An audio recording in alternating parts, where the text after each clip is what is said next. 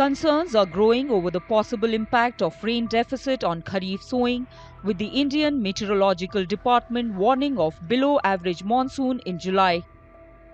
Monsoon in June this year has been one of the weakest in a century, with El Nino conditions over the equatorial Pacific disrupting the rainfall pattern. Environmental experts say that India's expanding irrigation network may cushion the overall food grain output, but millions of farmers will remain vulnerable as more than half of the country's net sown area still depends entirely on rainfall.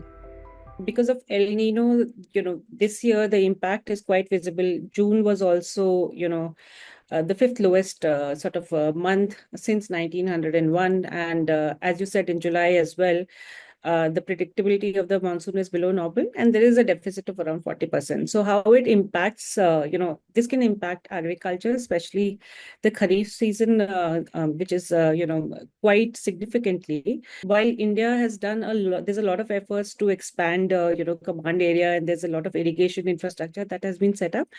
But rain-fed agriculture is still almost 51% of our net sown area is under rain-fed agriculture. So that's the reason why it sort of becomes important. Climate experts say that other than the overall rainfall deficit, the timing of the rains is also critical. Farmers who sowed their crops in June would have relied on consistent rainfall through July to support germination and early growth. The dry spell may force farmers to choose alternative irrigation sources, further straining water security.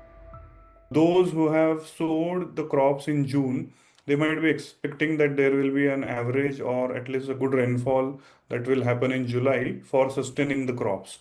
So there is a little bit of risk on that front, and the farmers might have to look at alternative irrigation channels or alternative options to sustain the crops. That's why the rainfall deficit in July is a little bit of challenge. Climate experts add that even though every El Nino year does not necessarily result in a weak monsoon, sustained rainfall below the long-term average can have far-reaching consequences for agriculture, water availability and heat conditions across India. And there have been several examples in the past as well, which means that not necessarily that El Nino will always have an impact on rainfall outcome.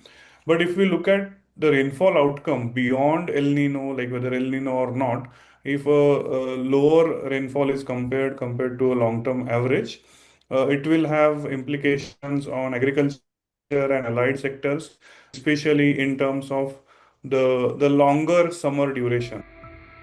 With forecasts pointing to another month of below normal rainfall, the coming weeks could prove decisive for this year's Kharif season. The immediate challenge will be to protect newly sown crops while managing limited water resources. Much will now depend on how quickly rainfall recovers, how farmers adapt their cultivation strategies, and whether irrigation systems can bridge the gap until the monsoon regains momentum.